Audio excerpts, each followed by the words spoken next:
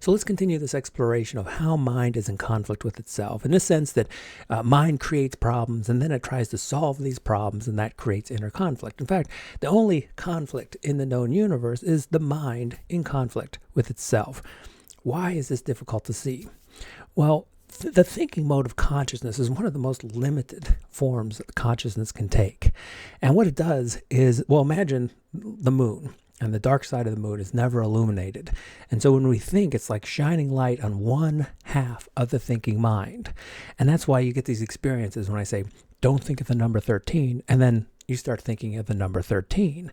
Or I say, don't be anxious, and then you start to get more anxious. And you say, well, where did that come from? Or I had a couple other videos about intrusive thoughts. Where are these intrusive thoughts coming from? Well, they're coming from the mind. And then the part of us that is annoyed by these intrusive thoughts is also the mind.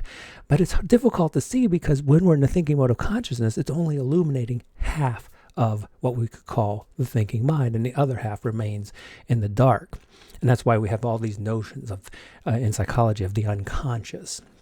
So the unconscious is a result of consciousness only illuminating half of the thinking mind. And that's why it's so difficult for us to see that the mind is in conflict only with itself.